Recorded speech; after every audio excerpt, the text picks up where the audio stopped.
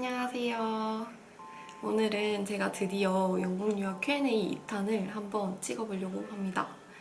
첫 번째로 그 프리세셔널에 대해서 질문해주신 분들이 있었는데 그 추천을 하는지 뭐 분위기나 친구들이나 뭐 파이널 테스트 같은 거 유형은 어땠는지 난이도는 어땠는지 프리세셔널은 저희 학교에 한 반이 12개가 있었나? 그 비슷한 단과대별로 프리세셔널도 진행을 했었거든요. 저 같은 경우는 진짜 너무 좋았어요. 그 반 친구들도 엄청 잘 만나고 애들이 다 열심히만 하는 애들만 있었고 그 다음에 수업 분위기도 그래서 되게 좋았고요. 근데 거기다가 선생님도 되게 좋은 선생님 만난 거예요. 그래서 뭐 하나라도 더 알려주려고 하고 그러니까 약간 담임 선생님 같은 개념이 있어요. 그 메인 선생님이 그래 그 선생님 진짜 잘 만나서 네, 잘 배웠어요. 5주 동안 저는 5주짜리 들었는데 괜찮았어요. 그리고 파이널 테스트는 이거를 이제 뭐 IELTS 기준을 못 맞췄을 때 프리세셔널 듣고 그 파이널 테스트를 통과해야만 입학이 허가가 나는 거잖아요. 그래서 리딩, 리스닝, 라이팅, 스피킹 이렇게 돼 있는데 리스닝이랑 리딩은 그냥 IELTS 시험이랑 똑같아요. 리스닝 같은 경우는 조금 더 그냥 IELTS는 뭐 녹음된 문제 유형에 따라서 녹음된 걸 듣고 내가 문제를 푸는 거라면 저희 프리세셔널에서는 실제로 강의 녹화된 거 있죠. 그 비디오를 보고 리스닝을 푼다거나 실제 여기 대학교에서 수업을 듣는 환경에 치중되어서 리스닝을 배웠고 그다음에 리딩 같은 경우는 진짜 IELTS 시험같이 그렇게 배웠고 라이팅 같은 경우는 진짜 아카데믹 라이팅 영국 대학교에서 어떤 식으로 글쓰기를 해야 하는지에 대해서 배웠어요. 그래서 저는 라이팅 같은 경우는 진짜 도움이 많이 됐었거든요. 그 다음에 스피킹은 IELTS는 이렇게 대화하는 형식이잖아요. 근데 프리세셔널에서 하는 거는 프레젠테이션이에요.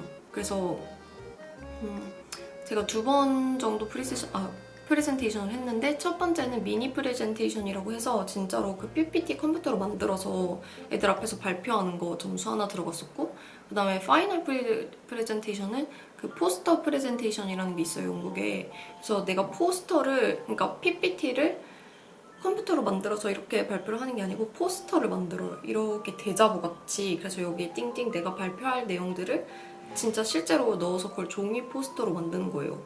그래서 그거를 포스터 프레젠테이션이라고 하거든요. 그래서 그걸로 파이널 프레젠테이션 점수를 받았던 것 같아요. 근데 포스터 같은 경우에는 학사 하시면 아마 진짜 많이 하실 거예요. 학사에서는 포스터 프레젠테이션 많이 하고 석사 같은 경우도 저희는 만약에 저희는 파이널 그 논문만 내면 되는데 컴공 같은 경우는 포스터 프레젠테이션을 하는 게 졸업 요건이기도 하더라고요. 그래서 네, 프리세셔널에서 그런 것들을 배웠고 난이도는 사실 하나도 안 어려워요. 그냥 내가 5주 동안 수업을 잘 들었으면 패스할 수 있을 정도? 절대 어렵게 나오지 않고 근데 그럼에도 불구하고 떨어지는 애들이 있어요. 저희 반에서도 한 명이 떨어졌거든요. 그래가지고 걔가 뭘 못했다 했지? 이게 진짜 제가 영국 영어 리스닝 진짜 어렵다고 말씀드렸잖아요. 그래서 딱 생각하면 이 네 영역 중에서 리스닝이 제일 쉬울 것 같은데 그게 영국 영어로 쓰는 게 진짜 어려워요. 그래서 맞다. 그래서 걔 떨어진 애도 딴 건 다 그냥 턱걸이 해서 합격 요건을 다 맞췄는데 리스닝을 아예 심하게 페일한 거예요. 못 알아들은 거야 하나도 그 렉처 비디오를. 네, 그래가지고 그 리스닝 점수를 못 맞춰서 페일을 했다고 하더라고요. 그래서 그 친구는 전과를 했어요. 전과를 해서 제가 그 프리세션 들었을 때는 마케팅이어가지고 마케팅으로 학교를 못 가고 뭐 수학이었나? 어쨌든 그런 약간 언어적인 게 조금 덜 필요한 그 전공 지식이 필요한 그 친구가 아마 그 학사가 뭐 그런 이과 관련된 학사였던 것 같아요. 그래서 그쪽으로 합격 허가를 받아서 그쪽으로 갔습니다. 그러고 아예 페일하지 않아도 조건부로 합격하는 경우도 있어요. 너가 프리세셔널을 통과함에 있어서 조금 모자란 것 같다. 이 점수가 살짝 모자란다 하면 학교에서 너 입학은 시켜주지만 그 대신 너는 영어 코스를 추가로 더 들어야 돼. 이런 조건부 합격 이런 것도 있습니다. 그리고 두 번째로 입학 전에 석사 공부를 위해서 어떤 것들 준비하셨는지 전공 공부를 더 많이 했는지 아니면 기존 지식만 가지고 가셨는지에 대한 질문이 있었는데요. 저는 저는 아무것도 준비를 하지 못했습니다. 왜냐면 일단 제가 그 마케팅으로 처음에 지원을 했었었는데 그래서 책을 좀 마케팅에 대해서 제가 아예 아는 게 없었거든요. 그래서 책이라도 몇 권 읽고 가볼까 했는데 그것도 막 흐지부지 하면서 마케팅 책을 안 읽고 다른 것들을 더 많이 공부했어요. 그리고 뭐 논문 주제 같은 거 정하고 갔는지도 여쭤보셨는데 논문은 저는 거기 가서 2학기가 될 때까지도 주제를 생각하지 못했답니다. 근데 그냥 뭐 가면 다 하게 돼요. 막상 공부를 가서 시작하면 내가 몸으로 체감하면서 달라지는 것들이 있어요. 막 큰 변화는 아니지만 가서 실제로 직접 겪어보고 공부도 해보고 하면서 조금씩 달라지는 것들이 있거든요. 근데 그런 거에 맞춰서 하면 되고 가서 그냥 가서만 열심히 해도 충분히 따라갈 수 있어요. 저는 그렇게 생각합니다. 그리고 전과한 이유, 전과할 때 중요한 것을 궁금해하셨는데 전과한 이유는 방금도 말씀드렸다시피 제가 마케팅에 별로 관심이 없었어요. 관심이 없었고 그리고 실제로 거기에 들어가서 수업을 하나씩 그 웰컴 위크라는 게 있어요. 그래서 첫 주에는 이제 약간 한국에서 OT 하는 것처럼 그렇게 웰컴 위크를 지나면서 수업을 하나씩 들어봤는데 영 아닌 거예요. 진짜 이거를 내가 왜 이 큰 돈을 주고 배워야 될까? 막 이런 느낌이 드는 그런 정도로 마케팅 정말 나랑 별로 안 맞는 것 같다라고 생각이 돼서 네, 그래서 전과를 할 수 있는지 그때부터 알았어요. 전 심지어 첫 주 수업을 듣고 그때부터 아씨 이거 안 되겠다 싶어서 미친 듯이 찾아보고 또 옆에 친구가 같이 친했던 친구가 또 전과를 하고 싶어하는 애가 있었어요. 그래서 걔랑 같이 막 얘기하면서 알아보고 그랬죠. 근데 전과할 때 중요한 거는 이거는 과마다 다를 것 같긴 한데 만약에 나는 문과 출신인데 컴공으로 전공을 바꾸고 싶어.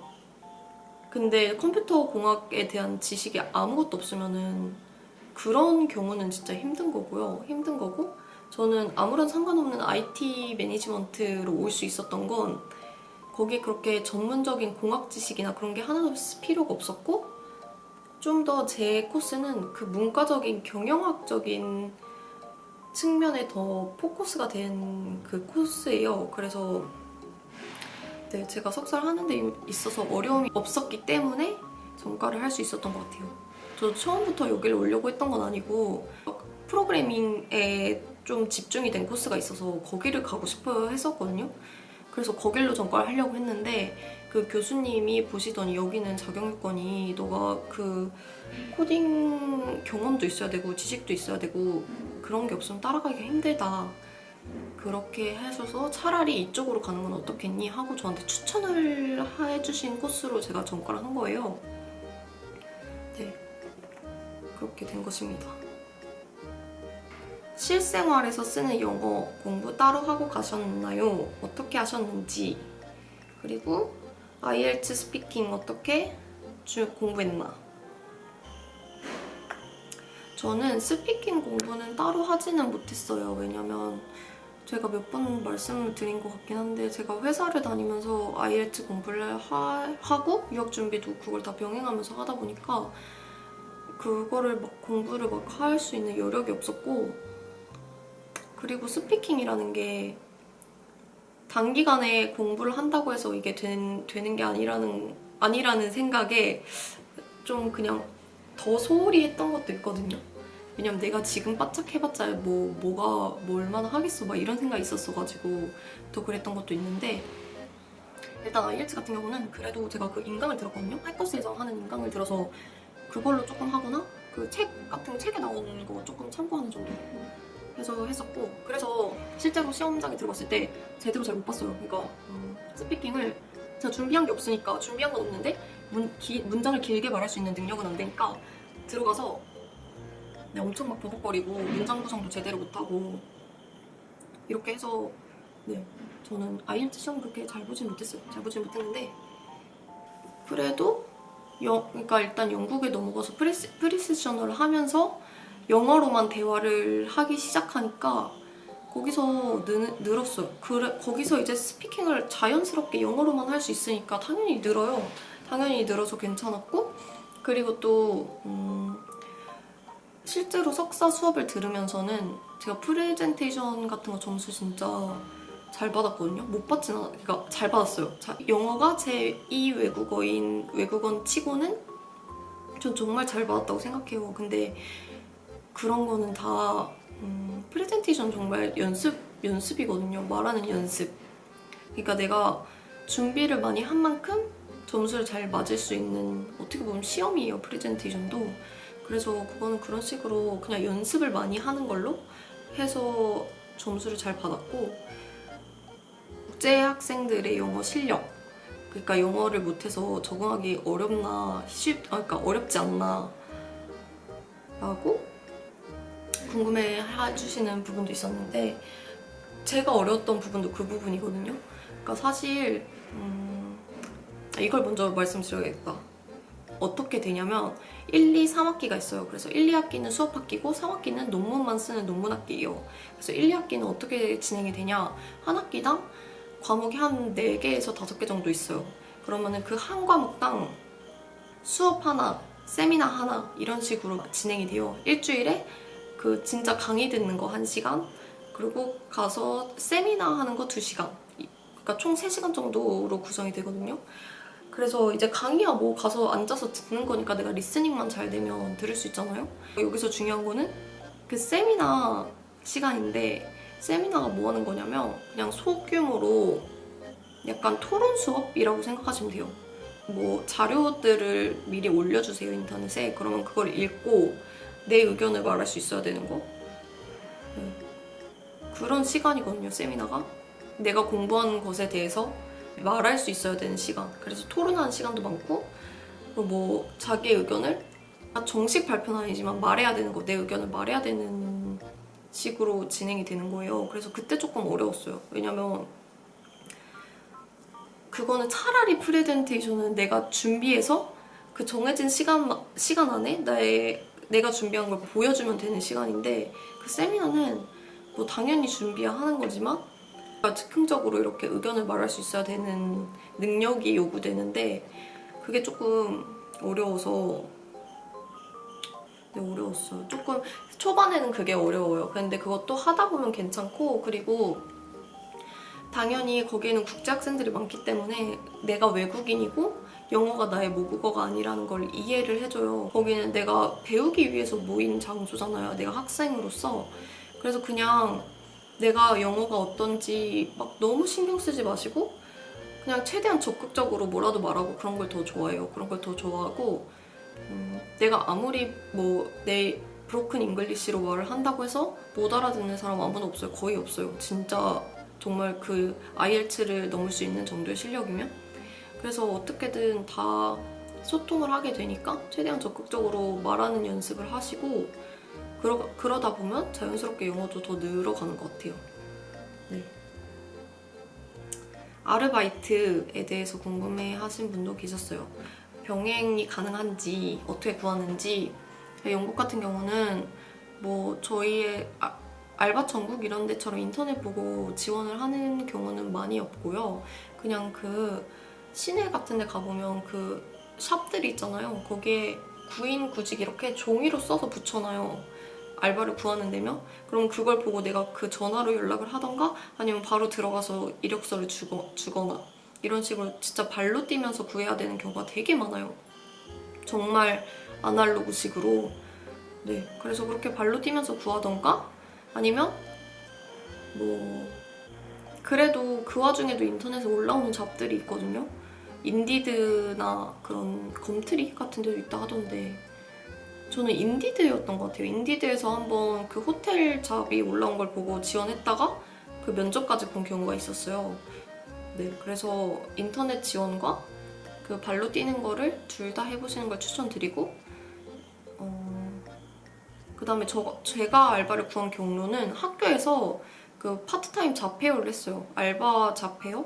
그래서 거기에서 알바 구하는 업체들이 와서 학생들하고 얘기도 하고 학생들 이력서도 받고 그런 걸 아예 해버린 거예요, 학교에서. 그래서 거기 갔다가 이력서를 냈었는데 제 이력서를 보고 연락이 와가지고 네, 저는 학교 학생식당에서 밥 나눠주는 알바를 했었습니다. 근데 그게 처음에는 학생 비자로 20시간을 일을 할 수가 있어요. 그래서 막 의욕이 너무 넘쳐가지고 나는 무조건 20시간 할 거야. 그래서 거의 한 18시간씩 하다가 이게 진짜 불가능하다는 걸 깨닫고 힘들어요. 왜냐면 그게 체력적으로 저는 체력이 좀 안 좋아서 체력적으로 너무 힘들더라고요. 그거를 하는 게. 그리고 또 밥을 퍼주는 일이다 보니까 체력 소모가 심한 일이었어가지고 네, 저는 그렇게 하다가 도저히 안 되겠어서 시간 한 반절로 줄였어요. 한 12시간? 일주일에 12시간씩 하는 걸로 줄이다가 결국에는 그냥 한 달 반 정도 하고 그만둔 것 같은데 저는 해보는 것도 나쁘지 않다고 생각해요. 해보는 것도 나쁘지 않고 충분히 할 수 있어요. 충분히 할 수 없을 정도는 아니에요. 한 10시간에서 12시간 정도면 정말 그냥 적당히 할 수 있는 시간이라고 생각하고 네.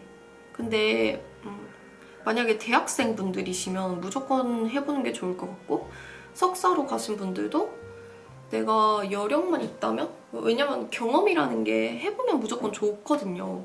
나쁜 경험 하나도 없다고 생각하기 때문에 아르바이트를 해보는 것도 나쁘지 않지만 대신에 저는 내가 알바를 하지 않으면 살지 못하는 조건은 만들지 않으셨으면 좋겠어요. 그러니까 알바를 하는 게 내 선택이 돼야 되지 그러니까 선택이 아닌 문제가 되면 힘들어져요. 네, 그런 것 같아요. 그리고 제가 막 알바 얘기한 영상을 만들었었는데 그때 어떤 분께서 댓글을 남겨주셨어요. 제가 막 알바에 대해서 힘든 거를 되게 많이 말을 했었거든요. 근데 그분은 알바 때문에 오히려 자기가 힘을 얻는다고 하셨던 분도 있어요. 왜냐면 맨날 앉아서 공부만 하는 거 너무 지치잖아요. 지치는데 알바 가서 그러니까 알바 가면 영국인 애들이 되게 많아요. 그래서 애들이랑 얘기하면서 그런 게 오히려 리프레시도 되고 영어 실력을 늘리는 데도 좋고 그런 식으로 되게 장점이 많다고 말씀해 주신 분도 계셨습니다. 저도 그렇게 생각해요. 제가 알바 하는데도 다 영국인이었어요. 그래서 애들이랑 영어로 말할 기회가 더 늘어나서 오히려 스피킹 향상에 더 도움이 됐던 것 같기도 해요. 영국 학생들이 국제 학생들을 어떻게 대하는지 교내에서 국제 학생에 대한 분위기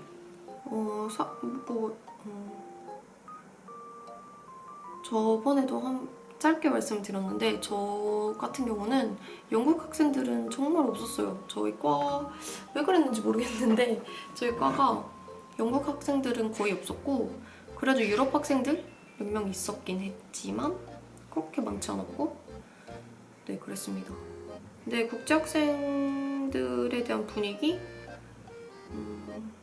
뭐 석사에서는 보통 국제 학생이 압도적으로 많아요. 어떤 과를 가든지 간에 영국 사람들은 그렇게 엄청 많지는 않고 진짜 많다 해도 50% 정도일 것 같은데 근데 뭐 또 여기서도 그게 나뉘는 게 아시아 학생들이 선호하는 전공하고 유럽이나 영국의 학생들이 선호하는 전공이 달라서 그런 것 같기도 하거든요. 여기 아시아에서는 그냥 비즈니스, 뭐 매니지먼트 막 이런 마케팅 이런 데에 아시안들 비율이 높다면 영국에서는 보통 뭐 심리학 아니면 뭐 예술 뭐 그런 쪽 아니면 아예 기술적으로 프로그래밍 이런 쪽은 좀 유럽 학생이나 영국 학생 비율이 높은 것 같아요. 어쨌든 그래서 저희 과는 영국인들이 진짜 거의 아예 없었던 과라서 영국 학생들이 국제 학생들을 어떻게 대하는지는 제가 정확하게는 잘 모르겠고 근데 확실히 석사는 다 국제 학생들이라 그 석사생들 사이에서는 막 너가 영어를 못하니까 내가 널 차별해 이런 거는 크게는 없었던 것 같아요. 근데 사실 그런 건 있어요. 그 학생들 중에서도 좀 영어를 너무 못한다 싶으면 좀 기피하게 되는 왜냐면 나도 영어를 쓰러 온 거고 배우러 온 건데 그리고 영어를 못하면 과제를 할 때도, 그 조과제를 할 때도 정말 힘들거든요. 그래서 그런 거는 조금 피하게 되는 그런 게 있었던 것 같아요. 근데 교내에서 국제 학생들에 대한 분위기는 뭐 이거는 국제 학생이라고 해서 차별하고 막 이런 경우는 저는 없었다고 생각합니다. 그냥 본인이 본인 스타일대로 본인의 성향 차이인 것 같아요. 내가 국제 학생이라는 걸 막 의식하고 막 이러면 오히려 더 주눅들게 되니까 네, 그러지 말고 그냥 나도 여기에 한 명의 학생인 거니까 그렇게 생각하시면 마음이 편하실 거예요. 근데 이제 그러니까 애초에 내가 활발하고 막 낯선 사람과 다 잘 친해지고 엄청 외향적이고 이런 사람이면 솔직히 조금 적응하는데 조금 더 쉽지 않을까 생각합니다. 네. 그 엠베세더가 뭐죠? 엠베세더라는 게 있어요. 약간 대외 활동 같이 학교에서 하는 뭐 홍보대사 같은 거. 홍보대사다. 그래서 홍보대사도 학교 홍보대사, 국제학생 홍보대사 이렇게 따로 있어요. 그래서 국제학생들이 주가 되어서 할 수 있는 학교 활동들도 많고, 그리고 학교 활동 뭐 여러 가지 학교 활동들이 있는데 거기에서 국제학생들 비율이 나쁘지 않았던 것 같아요. 그냥 본인의 의지 차이예요. 내가 이게 정말 하고 싶어서 준비를 잘하면 국제학생이라고 해서 차별받으면서 할 수 없는 거는 없는 것 같아요. 네, 그리고 교수님하고 오피스아워 많이 가질 수 있나? 이거는 교수님들 그 수업에 들어가시면 교수님들마다 정해놓은 오피스아워가 따로 있어요. 그러니까 매주 뭐 이 교수님은 월요일에 3시부터 5시 뭐 이런 식으로. 그래서 거기에 자기가 부킹을 하면 교수님 미팅 할 수 있으실 거예요. 있으실 거고, 논문을 쓸 때는 제가 지금 논문을 쓰고 있는데 일주일에 한 번씩 교수를 만나기로 되어 있거든요. 네, 그래서 그렇게 만나시면 되고, 네. 외국인 친구 사귀는 거는 외국인 친구는 저는 일단 프리세셔널에서 좋은 친구들을 많이 만나서 그때 만났던 친구들이랑 제일 친하게 지내고 쭉 꾸준하게 만났던 것 같거든요. 그리고 학교에 들어가서는 보통 조모임을 같이 하는 친구들이랑 친해지게 되는데 학교에서 만난 친구들하고는 많이 친해지지는 못했어요. 많이 친해지지는 못했는데 그것도 그냥 그러니까 나랑 맞는 사람을 만나면 친해지는 거고, 그러지 못하면 그냥 그런 친구 사이가 되는 거고 그런 것 같아요. 저는 다행히 프리세션을 하면서 정말 좋은 친구를 만나서 그 친구랑 꾸준히 지금까지도 연락을 자주는 못하지만 통화도 하고 페이스톡도 하고 이런 식으로 그러니까 연락은 하고 있는 것 같아요. 근데 그때도 그 영국에 있을 때도 진짜 힘이 많이 됐던 친구고, 근데 그런 친구들을 수업에서도 당연히 만나실 수 있어요. 만약에 만났는데 얘가 나랑 맞을 것 같다 하면은 적극적으로 다가가시면 돼요. 저는 조금 더 어려웠던 게 저는 학교를 졸업한 지도 되게 오래됐고 일도 하고 가서 하다가 간 상태여서 저는 저보다 나이 많은 사람 진짜 딱 한 명 봤거든요. 그 많은 수업을 가면서 정말 다 어린 애들이 많았어서 그런 거에서 오는 약간 괴리감이라고 해야 되나? 대화 주제가 안 통하는 거예요. 말이 안 통하는 거야, 그러니까. 그런 것 때문에도 친구를 좀 못 사귄 게 있고, 그러니까 만약에 영국 학생들을 못 사귀면 유럽 애들 만나면 돼요. 유럽 애들은 정말 은근히 많아요. 저도 조모임을 하는데 독일에서 온 여자애가 있었어요.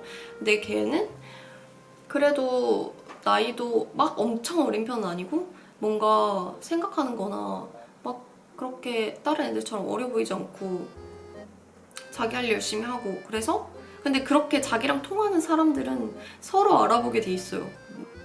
근데 그 친구랑 저는 완전 친해지진 못했거든요. 락다운 막 한창 시작되기 전에 그때쯤 애들이 다 자기 나라로 돌아가고 저랑 그 친구만 영국에 남아있어서 그때 또 연락 막 하면서 보자, 좀 애들 지금 다 가버리고 너무 심심하고 그러니까 우리라도 잘 한번 보자, 시간 있으면 연락해, 뭐 그리고 새해에도 시간 있으면 연락해 막 이렇게 하다가 결국엔 뭔가가 안 맞아서 못 보긴 했는데, 그런 식으로 그냥 자기와 맞는 사람을 찾으시면 될 것 같아요.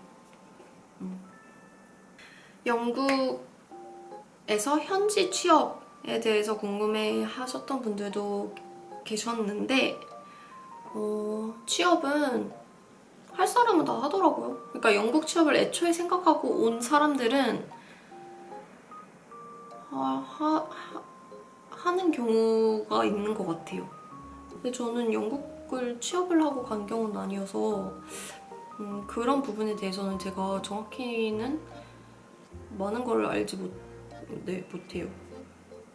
유학에 대한 생각, 유학의 장단점이 무엇인지를 물어봐 주셨는데 유학은 글쎄요. 제가 이번에 느낀 거는 제가 그 캐나다에 교환학생도 1년 있어봤고 그 다음에 호주에 워킹홀리데이도 가봤고 그리고 이번이 3번째 나오는 해외거든요. 근데 이번에 느꼈던 건 그러니까 제가 5년에 한 번씩 그렇게 나갔어요. 20살에 한 번 나가고 5년 있다 25살에 워홀을 가고 그 다음에 30이 돼서 지금 유학을 간 거예요. 근데 10년 동안 정말 많은 게 바뀐 것 같아요.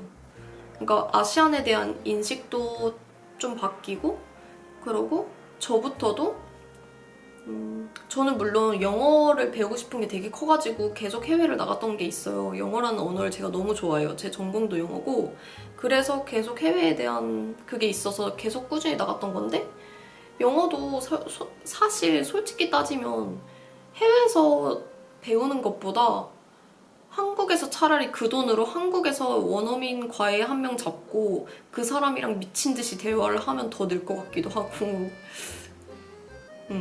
그리고 대학원 자체도 뭐 저는 제 학교 대학원밖에 경험을 해보지 않았지만 약간 내가 무슨 정말 그 대학교가 아니고 여기는 그거구나 뭐지 기업이구나 이런 생각이 들었어요.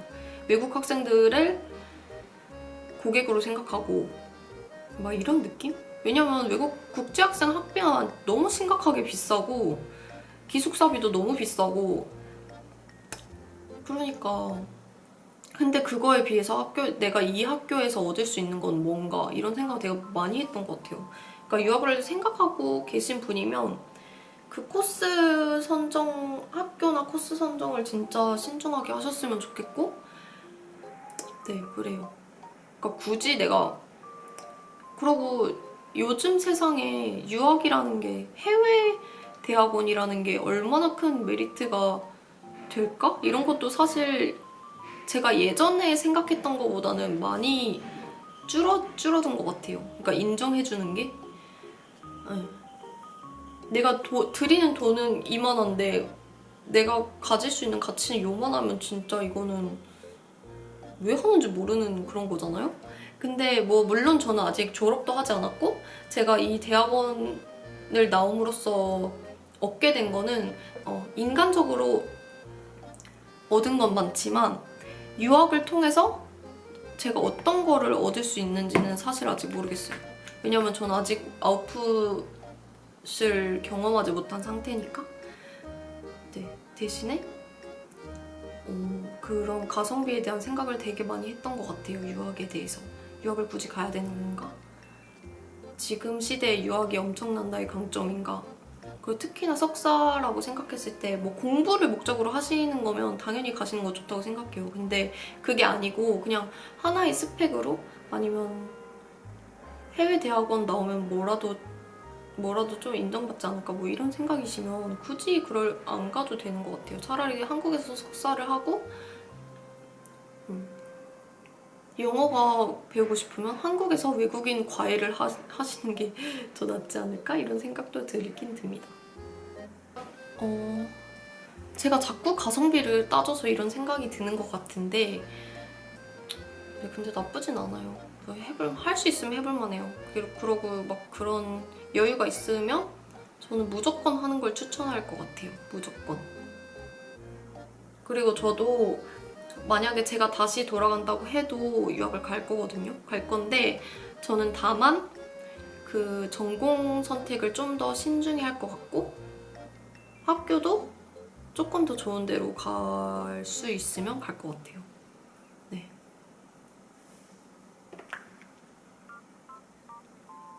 석사를 하면서 영어 실력이나 전공 지식 등 달라진 점은 영어 실력은 당연히 늘었겠죠. 늘었는데 그러니까 영어가 석사를 하면서 영어로 말하는 게 불편하진 않아졌어요. 그러니까 약간 지금도 당연히 말을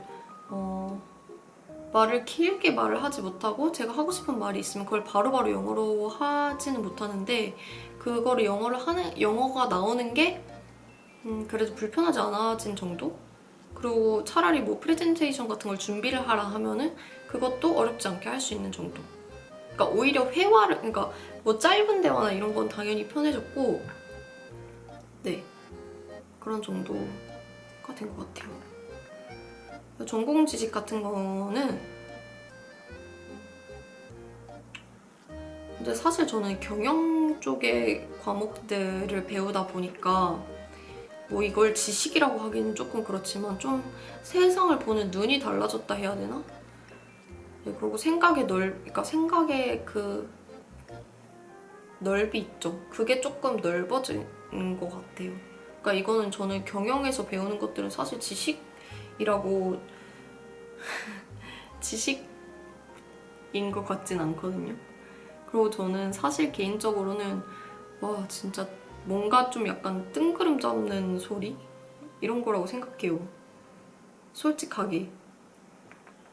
그렇지만 그런 것들도 다 그런 것을 그냥 모르고 사는 거랑 이런 것도 있구나. 이렇게 생각해 볼 수도 있구나. 뭐 이런 식의 뭐 그런 것도 있구나. 이걸 알면서 알고 뭔가를 보는 거는 아예 또 다르다고 생각하거든요. 그래서 저는 와 진짜 이거 무슨 이렇게 하면서도 배우는 게 나쁘지 않았어요. 저의 생각의 넓이가 넓어졌다고 생각해요. 결과적으로는. 네. 그리고 마지막으로 심리적으로 힘들 때 극복 방법은 저는 무조건 먹어요.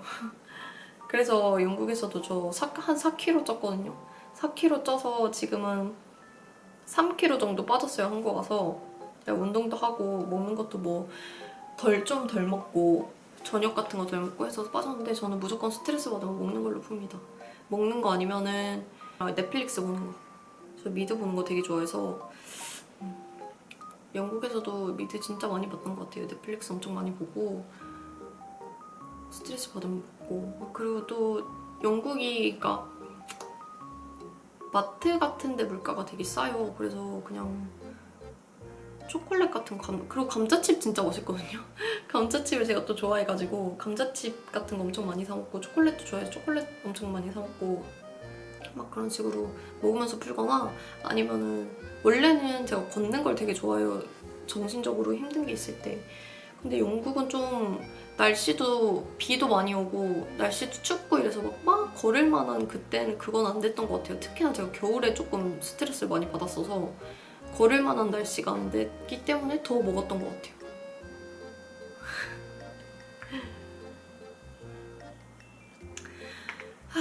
어쨌든 간 여기까지 그러면 제가 영국 유학 Q&A를 한번 쫙 준비를 해봤습니다. 근데 저번 것보다 이번 게 더 제대로 말을 못한 것 같아서 좀 걱정이 되긴 하는데 어쨌든 그렇습니다. 안녕.